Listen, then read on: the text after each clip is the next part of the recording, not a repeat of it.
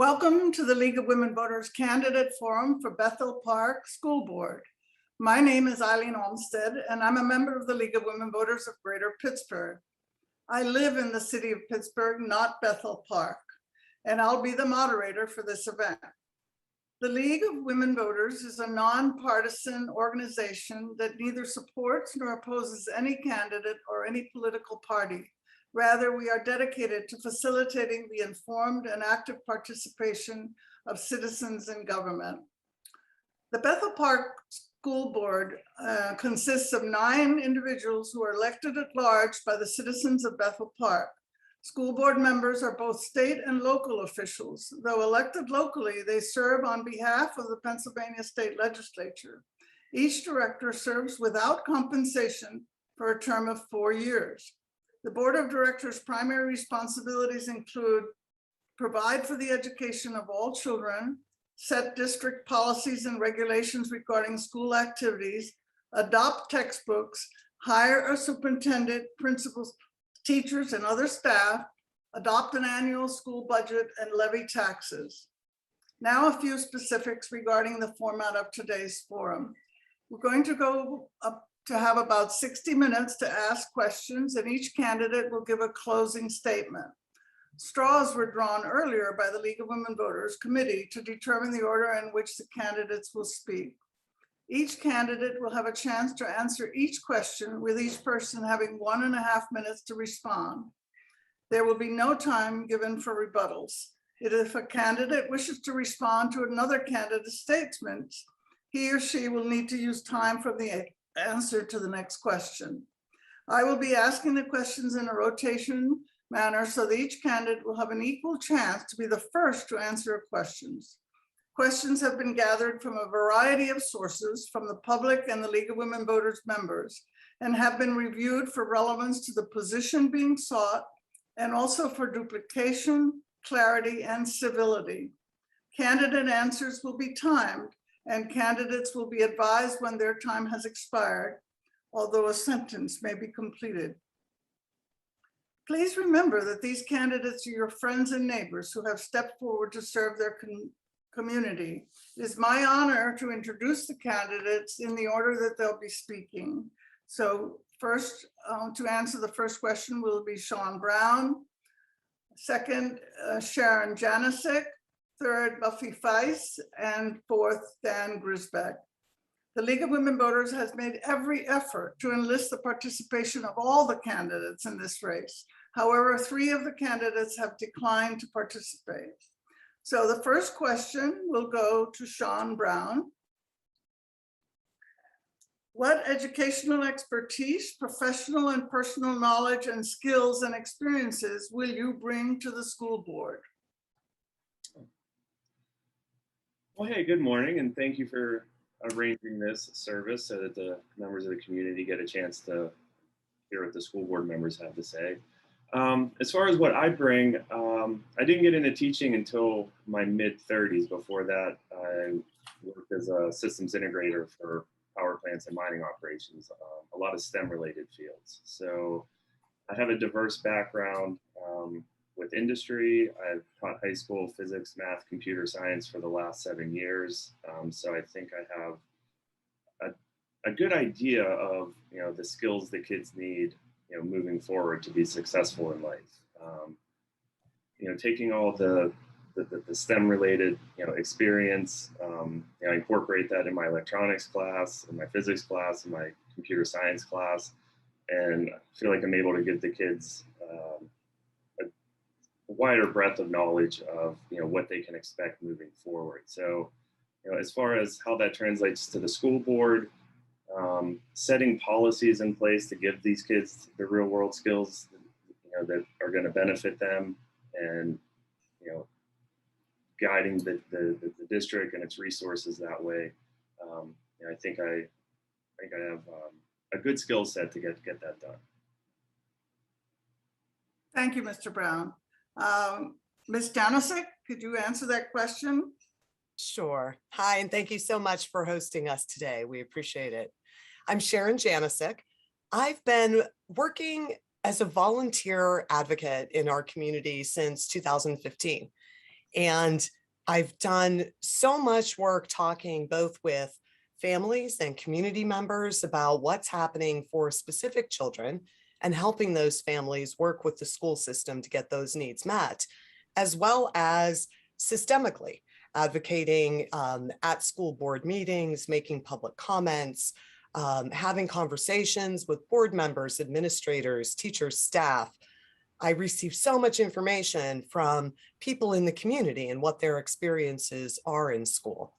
I've also graduated from the Temple University Institute on Disabilities Competence and Confidence, Partners in Policy Making, which is an advocacy intensive certificate.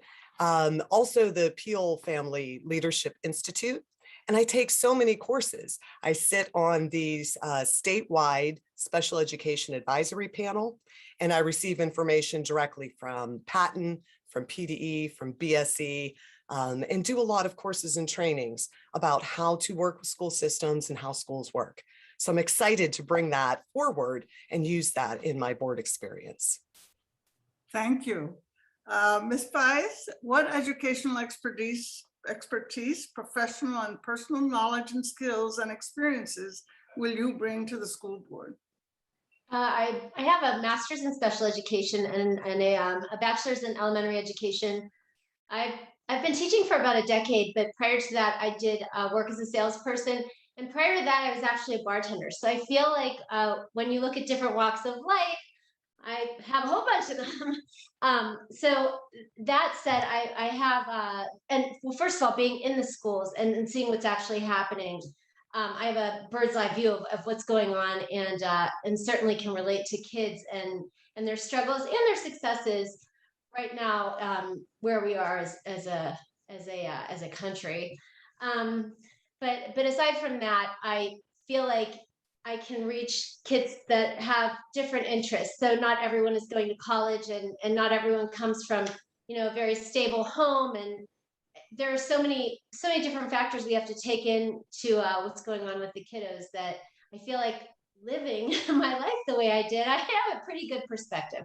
So I do have the education to back it, and the careers, both prior and current. But I just feel like I have a pretty good grasp on kids. Thank you. Mr. Grisbeck, what educational expertise, professional and personal knowledge and skills and experiences will you bring to the school board? First and foremost, I'd like to thank you all at League of Women Voters for holding this forum, as well as my fellow candidates for agreeing to participate and answer the questions that our community cares about. My full-time position is as an engineer at the Naval Nuclear Laboratory Bettis site, so I'm able to bring a lot of experience and knowledge as it pertains to data, studies, just scientific concepts in general, to make sure that we're making the most evidence-based decisions for our schools. It also allows me to, kind of like Sean said, give a bit of perspective for possible STEM curriculum. I also served as a substitute teacher this past year during the pandemic. I got my emergency substitute teacher certification and taught math at IMS, NAMS, and the high school. While I certainly wouldn't consider myself an educator and definitely don't have the level of educational knowledge that Mr. Brown and Ms. Feist do, I think that was a really valuable experience that allowed me to see what the students at Bethel Park are dealing with. As you can see, I'm also a bit younger than your typical school board candidate. So I think I bring a different perspective because I was a high school student so recently, and I really know what students today have to deal with. Well, thank you. The second question will go first to Ms. Janasic. If you have children, what schools do your child or children attend and why? Oh, I do have children. I have two children. They both attend IMS, 7th and 8th grade. And why do they go to IMS? They go to, well, it's the building in our district, but they're in public school because I believe in public schools. I believe in our community supporting every child and every family who lives here. I believe in education being the key to the success of the entire community. And something that comes up sometimes, I think a lot of times people say, well, I don't have kids in school anymore. So it doesn't really matter what goes on over there. And I always remind them, it does though, because the kids who graduate from our district, those are the kids who you will need in a few years to come and help you in your home and take care of you. Those are the workers who are going to be at your bank, at your restaurant. They're going to be the people who are running companies.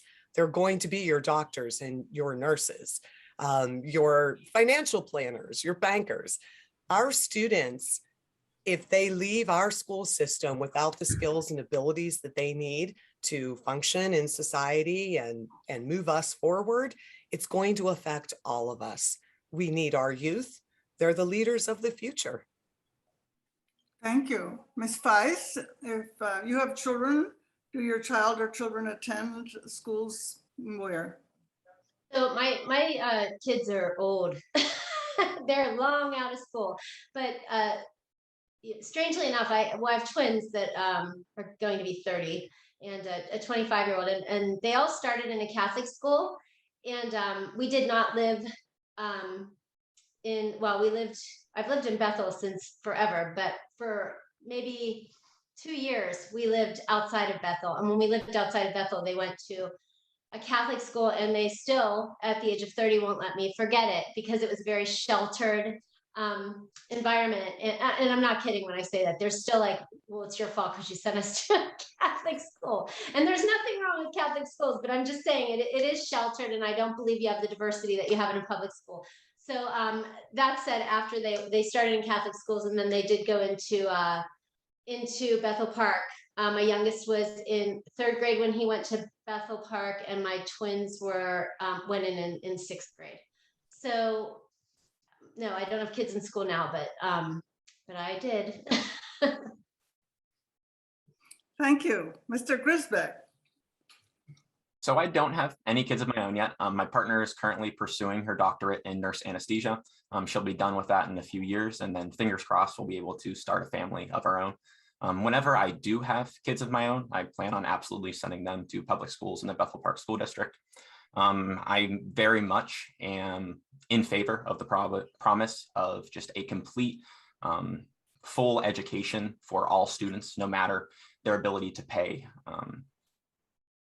I think that, one of the main reasons that I'm running, and why I think that it's so important that younger people do run, is because my future kids all have a stake in their education for probably the next 25 years. I have a very vested interest in making sure that not only does our district improve in the short term, but that we stay competing in the long term, that we continue to provide a quality level of education, and that we don't let that level of education to fall by the wayside. Thank you. Mr. Brown. Yes, I have a daughter that's attending Neil Armstrong Middle School. The reason she is there is because my wife and I, a few years ago, purposely moved into Bethel because of the school system and the reputation it had. I grew up, graduated from Baldwin. It's a neighboring school district. So I was always aware that Bethel had a very strong reputation for their schools. As far as, the need, why, and I agree with, the other candidates, when we pull our resources into the public schools, we're able to offer so much more of a diversity of classes and special interests. We're able to better serve, kids with special needs, kids on, college tracks, which just isn't available in a smaller school or a charter school, or one of those, as far as the breadth of classes we're able to offer. So, the importance of public education, and I agree with Ms. Janasek about, just the need to educate kids. They're going to be voting. They're going to be, deciding who's going to run the country, companies, everything else. So all of us, even if we don't have kids in the district, have a vested interest to make sure it succeeds and everyone does well. Thank you. The next question will be answered by Ms. Feiss first. Ms. Feiss, what would be your top priorities in building community relations, and what concrete examples can you give for their success elsewhere? So I think that we first have to figure out what the best medium is to deliver that information to all families. I think that we assume that everybody's technologically savvy or is at least reading emails or online or on social media, and I think that there are a great many people that are not. So I think that we need to, while I don't want to do unnecessary mailers or anything, I think we need to first figure out what the best way is to reach everyone in the community. And then it's very easy on a computer to divide those people into, these are emails, these are mail, and that way you deliver the information, because I don't feel like everything is reaching everyone. And I feel like having town halls is also a great way to bring the community together and have people able to voice their opinions. I am as much in person as possible. I feel like conversations with as many people as we can talk to is the best thing. I'm not a big fan of social media because I think tone and everything else gets lost. So as much as we can get together and have community events and hear from our neighbors and our friends, I think that's the best way to have a successful community. Thank you. Mr. Grisbeck, you can answer that question next. I believe the most important thing with communication and community involvement is just meeting people where they are. I think we should have a very broad array of outreach efforts, whether it be something like social media, like Ms. Weiss said, mailers, even getting out in the community and knocking on doors and seeing what our community cares about. I've probably knocked close to 2,000 doors at this point during this campaign cycle. And I know a lot of people, especially those who don't have kids in school anymore, kind of feel disconnected. They don't feel like they are necessarily a part of the Bethel Park School District, and they don't always know what's going on in the school district. So I think we need to do everything we can to make sure that we're reaching out to as many people as possible so we get all stakeholder opinions. I think that what the strategic planning committee did specifically with the kind of their community engagement pieces, I think that's a good path to go down. The number one thing that I'd like to bring back that this current board actually kind of started is to have those community forums and town halls. I know COVID kind of put a wrench in that plan. It's a bit difficult to do, but even if we have them online, just giving people the opportunity to come and speak to the board, because I know during public comment, generally it's board practice, not always, but usually not to respond to questions. So giving them the opportunity to ask these questions that they really care about and get board answers is very important in my opinion. Thank you. Ms. Janisic, can you answer that question? Would you like me to repeat it? No, I've got it. Thank you. Yes, I think community and family engagement for me is a huge, huge, huge piece of why I'm running and what I'm interested in working on in our district. I actually gave a keynote on Monday at Robert Morris University about family and community engagement and making that an authentic relationship, not just checking a box. We offered a program, we checked off our family engagement. And one of the things I talked about was our superintendent's approach to the strategic plan, because it was such a wonderful, wonderful example of true community engagement. He brought in people from all stakeholder groups, not just students who often get left out, right? We brought in students, families, staff, teachers, administration, and members of the community who maybe don't fit into those other categories, and really worked hard on making sure everyone's voice was heard, bringing up what are we good at? Where do we want to go? How can we use our strengths to get us to the new place? And coming together to create policies and things we can do to actually move forward together as one. I often say we all have to get in the boat and we all have to row together. Thank you. Mr. Grisbeck, you get to answer the next question. And I'm going to ask you, if you want me to repeat the question, I will be happy to do that. Just say so. Otherwise, I'll just ask it once. So ask Mr. Brown that last question. Oh, okay. Yes, I got skipped. I have him checked off, so I'm sorry. Did you answer that or did I miss you? I did not answer that one. Oh, I apologize. Okay. As far as community engagement, all school board decisions should be made transparently, and community input should always be welcomed and considered. And like Buffy said, we already we publish minutes ahead of time. The agenda is published ahead of time. The minutes and videos are online to be viewed on demand. But there's still a large segment of the community that feels like they are out of the loop. This was especially evident during, all the masking and things that came up during COVID, where a lot of these parents, they were upset because a lot of them didn't know the rationale behind the decisions. They felt like, there was secrecy in the meeting. So however we can get the message out, include more people so that everyone feels like they're part of the conversation, would be a great benefit. Whatever form that would take, I would certainly welcome it. Thank you. I apologize. That's Question 4 for Mr. Grisbeck. With the teacher's contract expiring in 2022, how will you work with the union leaders to secure a contract and keep schools open?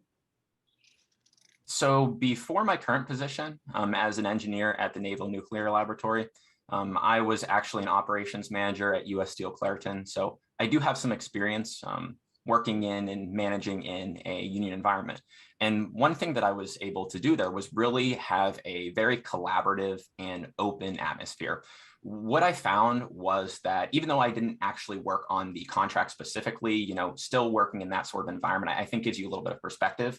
And I found that whenever you are open with people, whenever you are negotiating in good faith and trying to negotiate for both what the teachers want, as well as what the community wants, and making sure that you're just continually taking positive steps towards coming to that agreement, I think that's the avenue that works best. Historically, we've had a lot of contention between the teachers' unions and boards or administration. I think that right now we have a pretty good school board and administration that will work in good faith and will make sure that we're putting the teachers, students, and community needs and wants first, rather than just, kind of nickel and diming people for things that maybe don't make sense in the long term and aren't the best things to advocate for the best student education possible. Thank you. Mr. Brown, I'd like you to answer that next. Yes, having gone through a couple contract negotiations at my own school, I'm very aware of the different demands placed on all the different parties. Teachers, administration, school board, and they all feel pressure from the community. That being said, all the teachers I know are in this because they have a passion for what they're doing. They want to make a difference and they want what's best for the kids. A lot of times the issues come up where the demands placed on teachers keep growing and growing more, it's death by 1,000 administrative, orders. But, given the time constraints, teachers want to do the best practices. They want what's best for the kids. We just have to find middle ground so that, they have time to do it. There's compensation is always an issue. People look at the top scale, what teachers make, but that's after 20 years of service. They don't realize that, the entry level pay is actually below what their degrees would merit in the private sector. So there's a lot of common ground to be found, but all the parties involved want what's best for the kids, and we just have to figure out a way to plot our way through that so that make that happen. Thank you. Ms. Janasek, would you please answer that? Sure. I think that by focusing on why we're all here, like Sean said, we are all here because we care about children and because we want children to succeed. And we want the district to succeed, and that helps our community succeed. I think that it's a good point to make that, I'm not trying to negotiate on behalf of teachers. Teachers can negotiate on behalf of themselves. I'm trying to negotiate on behalf of the district as a whole. And I think when we are all focused on that buy-in and that community spirit of remembering why we're here and what we're trying to do, and putting the needs of children first while balancing the fact that teachers don't work on an assembly line. Our school district is not producing widgets. We can't just crank up the machinery and make everybody make the widgets faster. We have real children with real needs, and developing relationships with children so that we can provide the support that they need and so that they are ready to learn in school requires all of us working together. And that's not something that is solely on the shoulders of teachers. It shouldn't be. We need the support, and we need to come together as a community to make sure that we are letting teachers teach and we are all supporting children in the many ways they need. Thank you. Ms. Feist. Teacher contract, right? Will you repeat the question? I'm sorry. Sure. With the teacher's contract expiring in 2022, how will you work with the union leaders to secure a contract and keep schools open? Okay. So, yeah, first of all, I think that being a teacher and knowing the contract verbiage in and out is helpful. I've been a member of my union since I started teaching, and so I'm very aware of the verbiage, and I also know what the bargaining tools are with unions. And like Sean said, we're teachers, so having conversations with other teachers is very easy, and we know how we're viewed by by some of the community, and we also know what our jobs entail. So I think that there's a fair way to do it where teachers are compensated fairly, and the community isn't going on a witch hunt. And I think that being that Sean and I are both in unions, it would be second nature for me to be able to negotiate that. So that's not a concern for me at all. Thank you. Mr. Brown, you'll get a chance to answer this question first. What is your experience in budget oversight? What size budgets have you been involved in overseeing?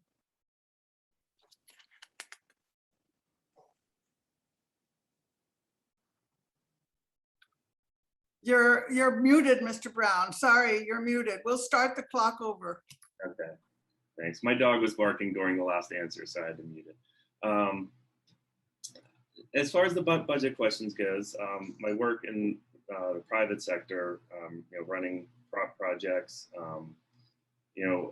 dealt with, having to allocate resources, wisely, with hiring practices. So there's a good bit of, just prioritization that needs to occur as far as how to wisely, spend, the limited resources the community has. I've ran my own business. I've ran a business with friends. I've been an independent contractor. So the ledger book has always been, front and center in my mind, during those years. Once I made the jump to education 8 years ago, obviously as a teacher, I'm not setting budgets, but I'm still aware of the resources the district has. When I wanted to start a new electronics class, I had to make sure there would be funding available for all the materials I needed. And just keeping in touch with administration and what page they're on regarding finances, just restocking my classroom every year for consumables. So, I'm aware of it now. I had more experience of it when I worked in the private sector, but that's my answer for that one. Thank you. Ms. Janasek, can you please answer that question? Would you like me to repeat it? No, that's okay. I got it.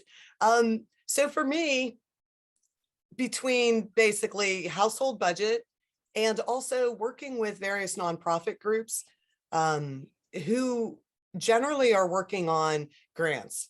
That's how nonprofits are mostly funded, grants and fundraisers, working with those groups on writing grant proposals, figuring out how much of the grant we can spend on various things, how many other sources we need to tap into, what kinds of funds we need to raise, and then working out over the life of the grant, which is often multi-year, where those funds are going to go and making sure that those funds are covering what we need to do to run the program that we're talking about. But I will also say that from the beginning of my volunteering in our district, I've been digging into the budgets every year, attending every single budget meeting, printing off the budgets, following along, making some requests for additional information, looking at line item expenses in our budget, and asking a lot of questions about where things are, what the codes mean, how we're moving money around. And we have such a good team now in administration who provides so much more detailed information about those topics, and trusting them and working with them to get those things answered is so important. We work together on that. Thank you. Ms. Weiss? I think that like in my home, you work within the budget that you have. I don't know if this is a tax question or not. Can you say the question again so I don't say the wrong answer? You don't have to stop the clock because it's going to be short. No, it says this is the size of budgets. What have you done with budgets? I'll be Oh, asking okay. a question Okay. about taxes later. Okay, good. All right. Okay. So in my classroom, we have a budget every year. I've always had a budget in the classroom, and I have a budget at home. I was a single mom for a long time to add that to my, very unique background. And so I've always been able to work within my means. You have to. So I think that you get creative and you find ways to manage the budget, making sure that in this case, with being a school director, the kids have to come first. So I think that if the budget directly impacts the children, then that's where we start. And then everything else comes second, because, that's why we're here. We're here for kids. So my most important thing would be, how does this impact the kids whenever I'm looking at a budget, and then working within the means.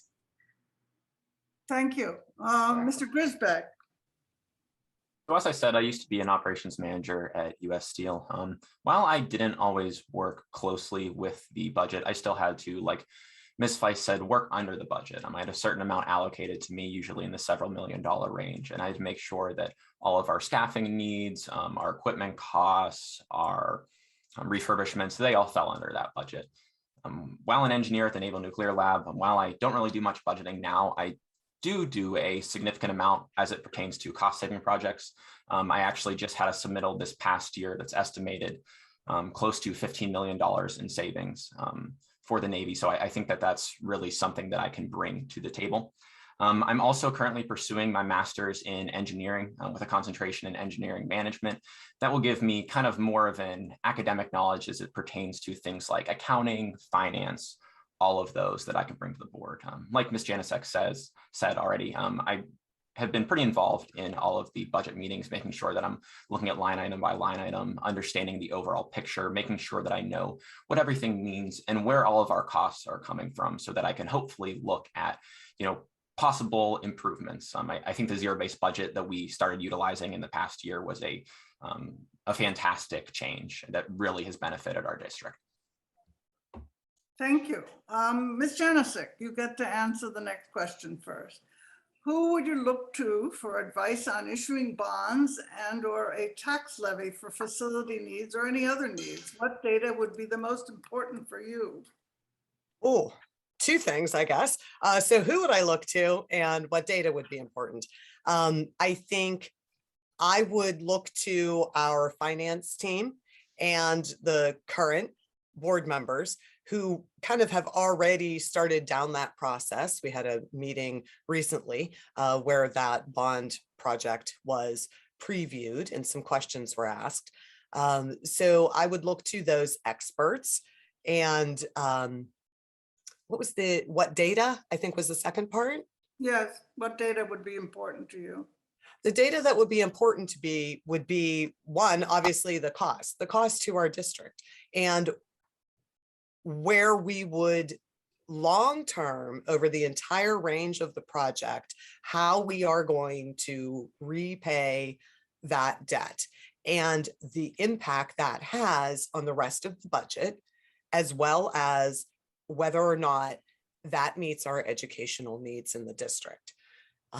Future projections of both revenue and expenses, which again, our finance team in the district is doing such a great job at projecting those things out and explaining exactly under what circumstances they're estimating those numbers in detail. This is if we have cost expenses for inflation.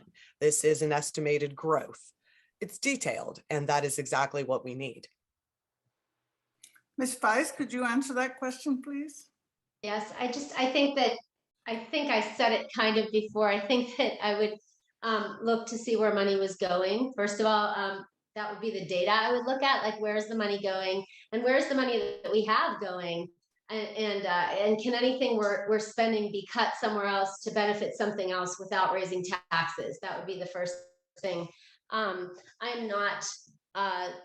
not going to quickly vote yes to raise taxes ever. I'm especially coming out of a pandemic.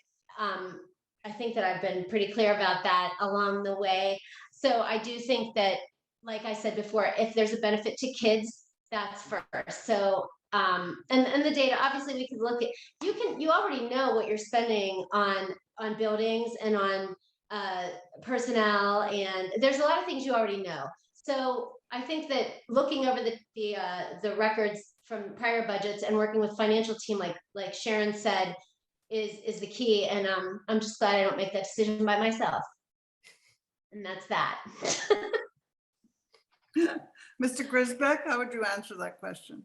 Yeah, so like Ms. Feist and Ms. Janasek already said, this would definitely be a decision that I would focus or rely heavily on our finance director, Mr. McCausland, and the rest of our budgeting team, because they really are the ones that kind of have the expertise in this situation.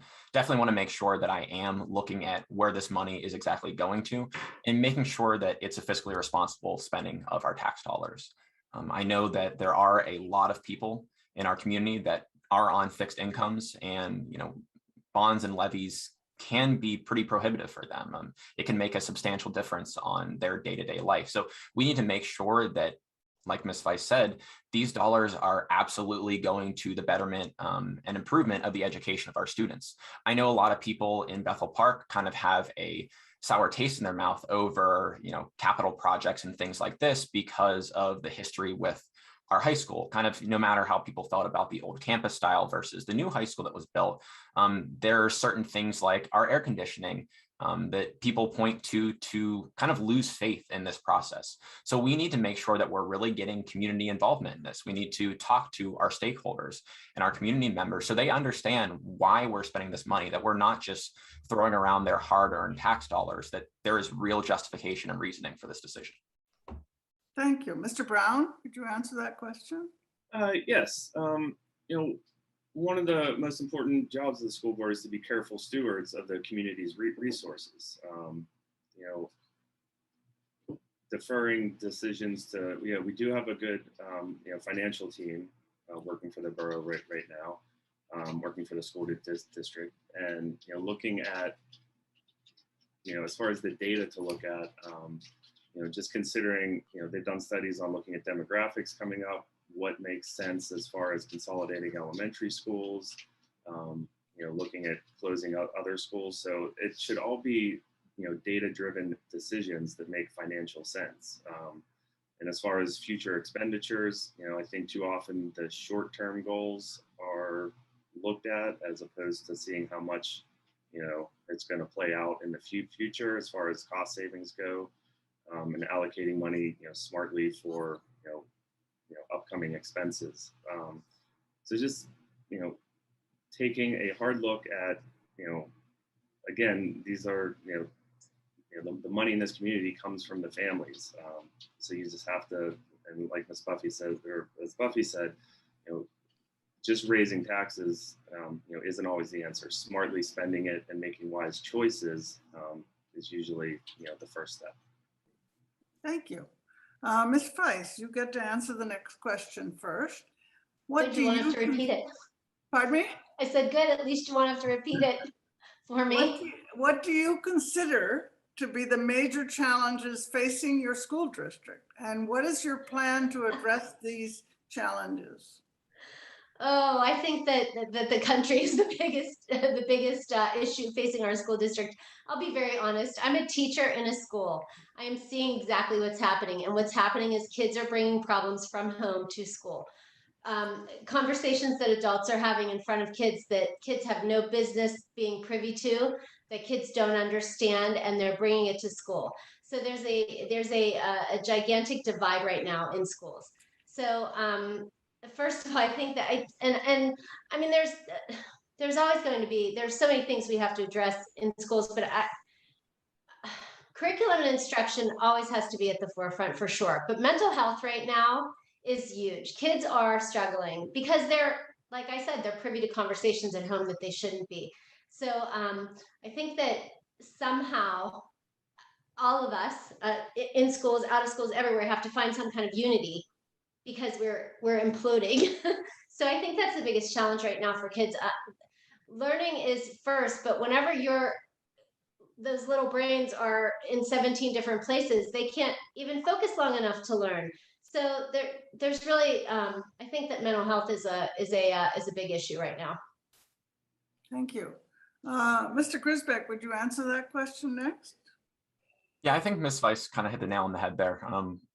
As everyone in our community knows, there really has been a lot of tension within the community in the past year, 2 years. A lot of people felt, I think, justifiably really frustrated during COVID. It was a really tough situation for everyone to handle and still remains so.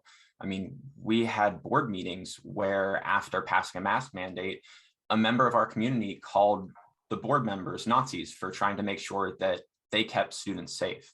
I think it's really hard to operate whenever we have that amount of animus within the community. So I think we need to make sure that we're listening to our community and that we're having these conversations as respectfully and objectively as possible. Another big thing is, again, like Ms. Weiss said, mental health resources. Right now, our mental health resources are not quite sufficient within our district. I think we need to increase the amount of social workers that we have within the school district, especially at the elementary level, making sure that we have a social worker at every school. So all of these issues that students have dealt with even before the pandemic, but especially during the pandemic and after the pandemic, are appropriately addressed. We've also had a history of kind of stepping over dollars to pick up pennies. And we need to make sure that we're doing everything we can in our power to give our students the best education possible, and that we're not just trying to cut corners for minor little cost benefits. Thank you. Mr. Brown, could you address that question? Sure. Could you repeat the question for me? Sure. What do you consider to be the major challenges facing your school district, and what is your plan to address these challenges? Sure. Like the other one said, being in my classroom for 7 years, I, firsthand experience to see the problems kids are bringing in with them. Since COVID hit, the two main issues I see right now are number one, students have fallen behind, especially with the remote learning. In my district, it was not required to be synchronous.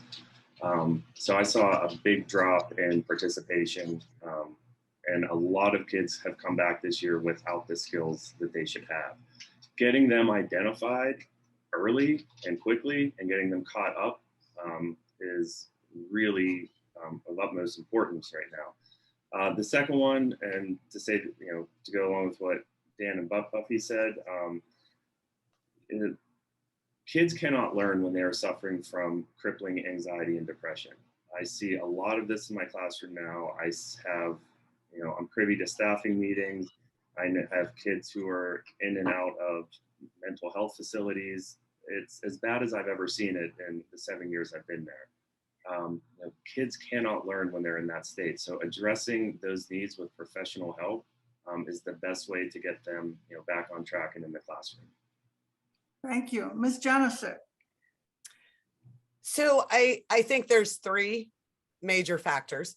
And one, I know it's echoing, but the mental health resources and making sure under that umbrella, we're remembering that all children, no matter who they are, what they look like, where they're from, or what they believe, need to be safe and welcome in schools. And part of that is that relationship building. And, educators know, right, that a child is not ready to learn until their basic needs are met. And a need for acceptance, community, and feeling safe. And if we're not investing in those supports and those resources and giving our teachers and staff time to build those relationships, it doesn't matter what we do with the curriculum and instruction.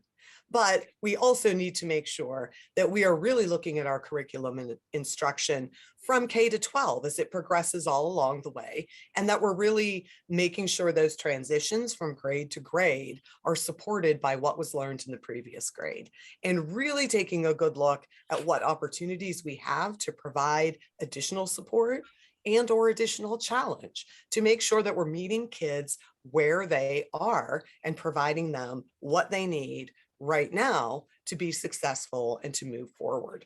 And I don't have time to get to facilities, but maybe in the next question.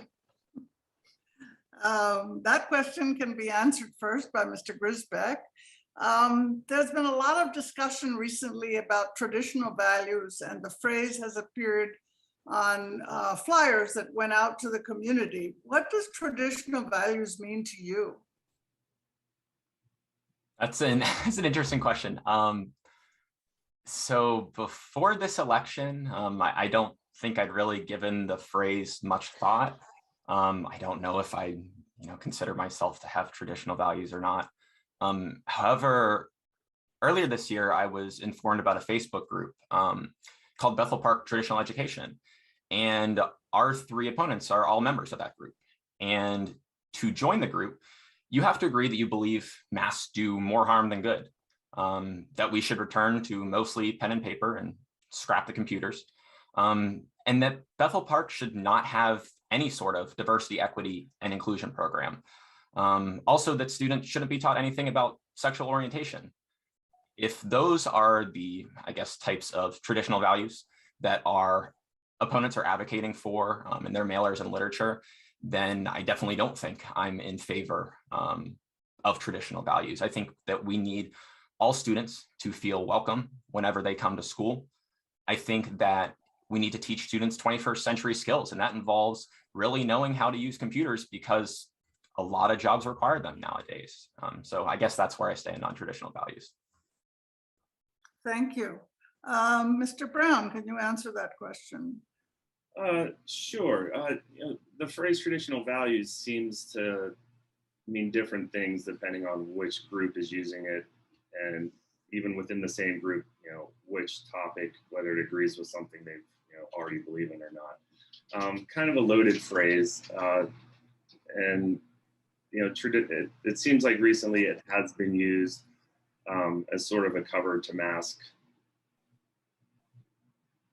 bigoted views, just non-inclusive views, and it's a nice sounding word, but a lot of times it seems like it's applied with not the best intentions. To me, it's simple. Do what's best for the kids in the schools. Everyone should feel welcomed, included, part of the process. And above all, scientific studies and reasoning should win out over preconceived notions. There's just too much right now of people getting information in bubbles and not actually understanding science behind decisions. So it's kind of a mess right now. This is a weird election cycle to run where these things have become, so front and center, but here's my time on that. So thanks. Thank you. Ms. Janasic? I think traditional values for me don't match what our opponents think are traditional values. To me, traditional values are viewing everyone as the full, valuable human being that they are, and granting all people access to what they need, access to information, access to grow and learn and thrive. All people need and deserve acceptance. They deserve being welcomed. They deserve being valued for who they are. And to me, those are traditional values, that we view ourselves as members of a larger community. And in this time, in 2021, we are members of a global community. And our students are no longer going to graduate from our school and stay in Bethel Park forever. They need to be able to understand and work with people from around the world, from different cultures, people who look different than they do, who have different lives and different levels of abilities. And being able to do that with acceptance and openness and respect, that is a traditional value. Thank you. Ms. Feist, could you address that question?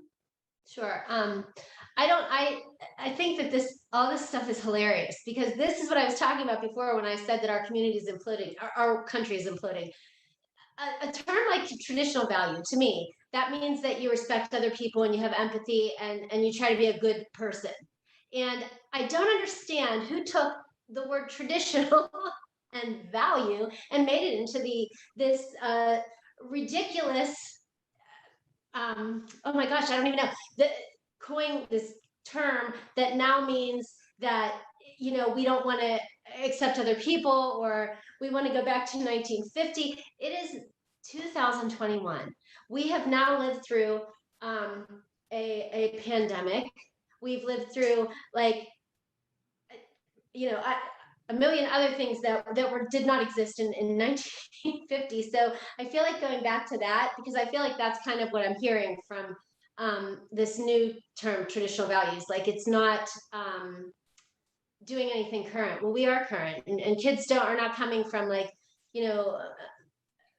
Beaver Cleaver households anymore. There's all kinds of stuff going on. And I feel like, so we just have to address things the way they are and move forward. And yeah, that's it. Thank you. I don't know if I Mr. answered Brown, thank you. Mr. Brown gets to answer this question first. What recent school board decisions have you disagreed with and why? I'd say most recently in August, right before school started, the board met, and despite all the scientific reasoning behind it, initially voted to make masks optional. It went against what the evidence told me was the best way to keep the most kids in school in the classroom for the most amount of time. It seemed like there was pressure to cave to a very vocal yet minority block of community members to appease them. We've all seen the craziness in the news regarding, the protests at school board meetings. So I didn't agree with the initial decision to make masks optional. I saw it in my classroom last year. The kids who, we had rolling closures last year, kids would be out with quarantining. The policy they had initially in place was pretty much going to guarantee that was going to continue. They reevaluated, switched directions, and both Bethel and the district I work in, we have managed to go the year so far without any mass closures and only small amounts of quarantining for students. So, it was initially a decision I did not get behind, but I was very happy that they changed course. Thank you. Ms. Janasik? The most recent decision, I have to agree with Sean. The most recent decision I disagreed with was when they altered the health and safety plan in an attempt to appease some people who came to the meeting and were uncivil and disruptive. And So I appreciate that they took a recess, which was necessary to get things calmed down. But they added language into the health and safety plan to try to make it so it was clear that it would be a government order if there were going to be masks in school. And I think that it was clear even at that point that the only way we were going to get the most kids, the most in-person instruction as often as possible was if everyone was masked. That was already clear from the guidelines. So that would be the most recent decision I disagreed with. But I will note that it did eventually work out, that they did vote for masks, and immediately after there was a statewide mandate from the health department. Thank you. Mr. Krisbeck. Yep, same thing for me. I guess I have a few different frustrations with this decision. First and foremost, like Ms. Janicek said, the fact that they kind of succumbed to some rather unruly people in order to change the verbiage of their health and safety plan. I disagreed with the initial decision to make masking optional, especially because they stated that they were doing things consistent with the CDC guidelines, which the CDC guidelines was at that point to have universal masking. So I don't think that was true to begin with, but then to say that you were only going to mandate masks in the event of a state or national mandate, I think was a bad decision. And we kind of saw that whenever they eventually did mandate masks. And they did that on the night before school started. So I think decisions like that, even though the initial decision kind of went against all, meta-analyses and systematic reviews, public health opinion, but to go back on your promise to the community that you would only mandate masks in the event of a state or national, order is really inconsistent, and it erodes public confidence. For people to have to stay up till 11 o'clock on the night before the first day of school because you didn't make the right decision in the first place, and then to go back on your word to the community, I think it was just all around kind of a debacle. Thank you. We're on to question 10. Please ask Ms. Feiss the question about the school. Oh, board. Yes. I am sorry. I've got Okay. 2 columns wrong here. I wondered what was wrong. Okay, Ms. Feiss, I apologize again. Thank you. Oh, that's okay. Judy. Thank you, Judy, for keeping track of me. I'm probably going to throw everyone when I say this because I've been more, what's the word? Maybe I've been more non-complacent, maybe about masking. I don't know if that's the right word, but anyway, my point, I agree with Sharon about the health and safety plan being adapted that night. I think that was a bad decision because all they did was to say, if you scream and yell enough, we're going to change the rule for you. And and this is not about the masking rule. I'm in a school and I see what kids we have a mask mandate and kids wear them or they don't, even though there's a mandate. So some kids don't put them on their faces and we're no longer yelling at those kids to wear them. So this is not about masking for me. This is about saying the person that yells the loudest gets the rule changed for them. And I think that we're turning our community into a big bunch of rule breakers. And the last thing, here's what's going to happen then. You're going to have kids that then come into school and say, well, I'm smoking here because I'm allowed to smoke at home. And then people are going to say, well, wait, there's no smoking in school, but wait, because we keep changing rules for people that, a group like this who aren't happy with them. So pretty soon there aren't going to be any rules. So I think it was a really bad example in general. So I agree with Sharon in that I did not agree with changing the health and safety plan that night. Thank you. Mr. Brown, you get to answer this next question first. With a huge focus on STEM programs, how will you ensure children who don't have interest or aptitude for the program will have equal opportunities for subjects that would be appropriate to them? It's a good question. I think, incorporating STEM principles into other courses is the way to do that. Not everyone's going to sign up for my electronics class, but you know, they can use the same principles, projects, you know, in any of the other classes. What was the second part of that question?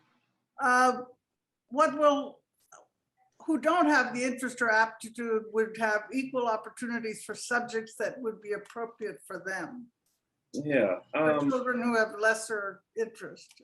Yeah, one way I do that with my STEM classes is just to make really interesting and engaging projects. For instance, you know, I have my electronics class, we have projects on the shelf, and I have kids who come in for a co-taught math class who are not on maybe that track to take those classes. They see these projects, they ask questions, it piques their interest, and I've had kids end up signing up for my classes that way. So, you know, interesting and cool, engaging projects will sell themselves. You're right about the problem is getting more kids who might not be interested in that exposed to it so that they can see it. But it works for me in my setting, and you know, trying to replicate that would probably be successful elsewhere. Ms. Feist, can you answer that question, please? Yes, can you repeat it? Yeah, with a huge focus on STEAM programs, how would you ensure children who don't have interest or aptitude for the program would have equal opportunities for subjects that would be appropriate for them? Okay, I'm a life skills teacher, so I teach kids with special needs, and there is not one single subject in school that cannot be adapted and modified to reach every learner, and that's that. We have a PACE lab where I work, which is all hands-on, and there are levels. And prior to having the PACE lab, I created one on a much lesser budget with shoe boxes in my classroom, and I had all these jobs that were hands-on, including even like hooking up a battery to wiring and stuff like that. So there were projects that you could do in every single class. You just modify and adapt. I mean, there's no reason that every single kid can't experience every class or a piece of it to find their niche. You know, so that's a pretty easy thing for me. I don't know if I need to elaborate anymore, but that's it. That's all there is to it. Thank you. Ms. Janisic? Sure. I think that this is a combination answer because it's partly about STEM and STEAM, but we also have to talk about enrichment, differentiation, and universal design for learning. So properly integrating STEM and STEAM in all grade levels, in all classes, involves a lot of project-based learning. And using components of STEM lessons and kits and ideas in projects where you are crossing a math and science course with an English objective and having those things working together, or English and social studies. There are so many ways that we can interweave courses, topics, focuses to make education and what we're asking students to do and giving them the opportunity to do with a wide variety of choices. So if you're not that interested in STEM, but it's a component of the project you're doing, maybe it's a group project and you're the writer and that's what you focus on. Maybe you use a little bit of STEM and most of your project are these great slides showing your charts and graphs that you made. And using UDL, Universal Design for Learning, that way gives every student the opportunity to choose what works for them to show what they know and letting them make that choice themselves. Thank you. Mr. Grisbeck. I think integrating all different concepts, like everyone else has already said, is a great way to kind of get those students who maybe don't have as much interest in STEAM programs a little bit more involved in the process, integrating science into maybe English class so they can learn scientific concepts while still focusing on English. Again, a good way to kind of get them a little bit more interested in the topic. But to kind of more address the question, I think it's really important that we continue to provide all these offerings. Bethel Park is known for their fantastic music program. That's probably the number one favorite thing for a lot of students in school. And even if those students maybe don't go on to a career in music and they choose to go down a different path, just having that music class once a day or a few times a week can really improve their interest in school in general. Because for a lot of students, it's really difficult to get through all of their math and science classes every day. They get frustrated, they have difficulty learning, but it might be that one math class or pardon me, one music class or one art class or something like that, that really kind of picks them up, helps them be more engaged in school, want to come to school more, and just improves their overall focus in school. So I think making sure that we have a wide breadth in our curriculum, like we do, especially at the high school level, we have a lot of elective offerings that I did not have whenever I went to high school. So I think continuing those and even expanding those more really makes sure that students stay engaged during school, even if they don't like STEAM. Thank you. I see that we've been on for a little more than an hour, so I'm going to make this our last question, and we'll do it in reverse order from the beginning. So Mr. Grisbeck will go first. Excuse me, I've lost the timer and I'm going to try to get it back. Okay. Because we went over time, so I'm going to try to get it back, but Okay. Well, I can put a timer on my own. okay. Okay. So what are your visions for this school district 5 to 10 years from now? And what systemic changes will you work towards to achieve that vision? Mr. Grisbeck first. Okay. So I think long-term, what I'd love to see Bethel Park as is really a leader in STEAM. I was on the curriculum planning committee for the strategic planning committee, and that was one of the kind of final goals that we came out with. I think that adding the STEAM director like we did to our district is a great way to kind of make that vision a reality. Some of the kind of more short-term and specific items to achieve that long-term goal is to increase collaboration, whether it be for in-service or Act 80 days for teachers, to make sure that we're integrating STEAM into different topics like we've already discussed, for example, including a scientific article in English class and writing about that, making sure that we have things like maker spaces or STEAM rooms so that students are able to collaborate with their fellow students, do projects, really get engaged, and give them a really good 21st century learning. I think that that will kind of almost put Bethel Park on the map as a top school in the area. Okay, Ms. Feist, would you go first? Yeah, I think definitely moving up the ranking of Bethel Park, because I think we're 18th right now in the niche rating, and that's unacceptable. We should be much higher than that. So that would be first and foremost, is to improve our rating, and then to get back to being a community, and to have, you know, kids that are higher or raising the graduation rate and having successful community and successful students leaving. And that's that. Okay, Ms. Janasek, what are your visions for the school district 5 to 10 years from now?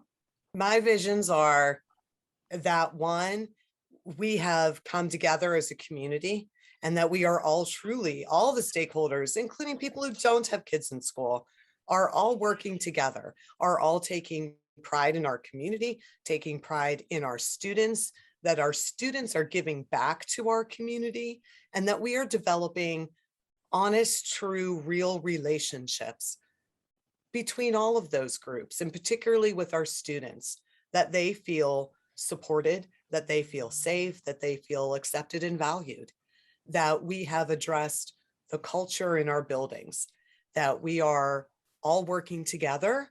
We aren't competing, we're cooperating, that we are all taking care of one another, that we together as school communities have decided who we want to be and how we want to be and what's not going to be acceptable, that we value all people, all students, and that we see everyone for who they are and what they bring to our community and to our world.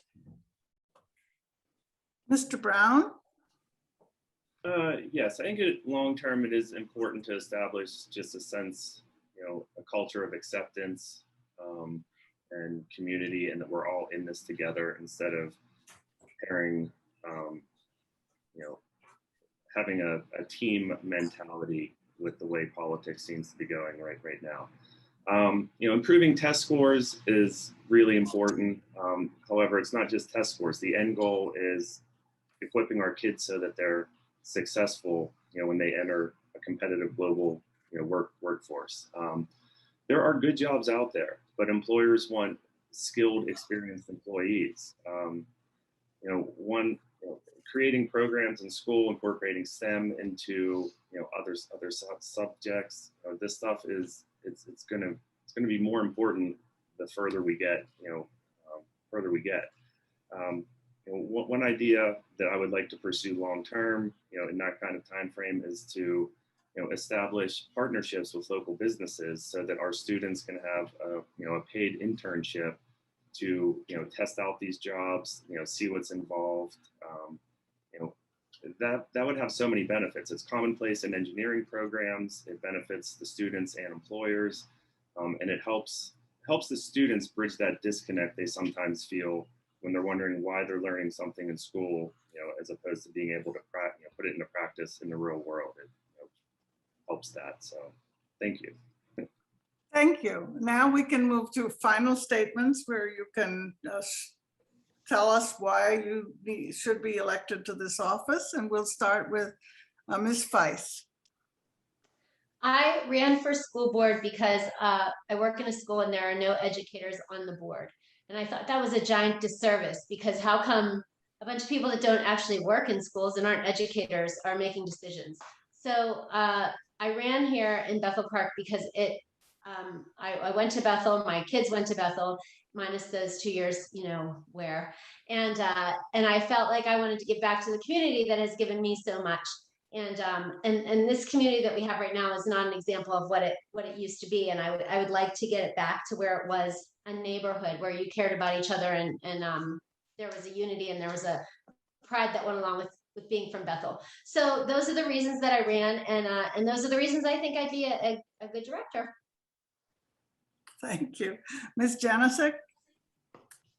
Thank you. I ran for school board because I want to be able to bring inside our district where we're making decisions the broad range view that I've gotten over the past 6 years from talking to hundreds and hundreds of families and students and teachers and staff and board members and administrators. Having all of these individual conversations and putting together the pieces from everyone's experiences and being able to remember and bring up in the course of decision making, we have to remember all students, not just the ones in the middle of the bell curve, all students, and make decisions that respect and address the needs of students everywhere in our district, no matter where they are in terms of academic success or demographic popularity, kids who are already happy and kids who are really struggling. And being able to bring that personal perspective of knowing what families need, what students need, and what the challenges are to bridge those gaps and bring us together. Mr. Brown? Yes, I'm running for school board director because I want to make a positive change in the community here. You know, looking back, the reason I've gotten to the place where I am in life is because I've had a lot of help from the people that came before me. They've made sacrifices, they made the right decisions. You know, people paid school taxes long before I was there to educate the teachers who educated me. I think I have a sense of I need, you know, I'm now at a point in my life where I've had, you know, enough experience, enough job experience, both teaching and in the private sector, where I have an area of expertise where I feel like I can pay that debt forward. So, you know, I want to bring forth positive change. I want to bring our rankings up. I want to prepare our kids for the future. You know, there's nothing really more important than that. I didn't become a teacher for the pay. I actually took a pay cut when I changed careers in my mid-30s. but I believe in it. I think it's important, and we're only going to be as good in the future as the kids that we're educating now are. So that's my answer. Thank you. Mr. Grisbeck? Thank you again to the League of Women Voters for holding this forum and allowing the community to learn more about the candidates. If elected to school board, I look forward to working with all stakeholders to strengthen our district and our community. I will work hard to ensure that issues and concerns are brought to the table, to amplify the voices of our most vulnerable and marginalized students, and to continue down the path that our new school board started in 2019 to move our district forward in a positive direction where we strive for excellence rather than simply accepting a basic level of education. It is imperative that each student feels welcome, safe, and included in our schools. It's our responsibility as a community to provide the tools and opportunities needed to all students so they may achieve their personal best. Bethel Park needs school board directors that make decisions based on the most current studies and data. Bethel Park needs school board directors that have tangible ideas on how to improve our school district, rather than ones who just throw around buzzwords. Perhaps most importantly, Bethel Park needs school board directors who are accountable to the community. Ones who aren't afraid to answer tough questions and let people know where they stand on the issues that impact our district. So I ask you to vote for the candidates who meet these criteria. I ask you to vote for the only candidates who felt that it was important that they come today and be held accountable to the public. I ask you to use your 4 votes to elect Sean Brown, Buffy Feist, Sharon Janicek, and myself, Dan Grisbeck, to the Bethel Park School Board. Together, we can transform Bethel Park into the district our students deserve. Thank you. Thank you. I'd like to say that on behalf of the League of Women Voters of Greater Pittsburgh, I'd like to thank our candidates for participating in this forum and thank the viewers for their interest in this important race. Voters can obtain much more election information on our website. Go to lwvpgh.org. That's lwvpgh.org. You'll also find judicial candidate information about candidates for the statewide appellate courts and our county court of common pleas. For information on every candidate on your ballot, go to the League of Women Voters online voters guide and enter your home address. Your home address will be completely private. We will not use it for any other resource, means. Go to vote411.org. That's vote411.org. The deadline for applying for a mail-in or absentee ballot is October 26th. Vote either by mail or in person on Election Day, Tuesday, November 2nd, from 7 a.m. to 8 p.m.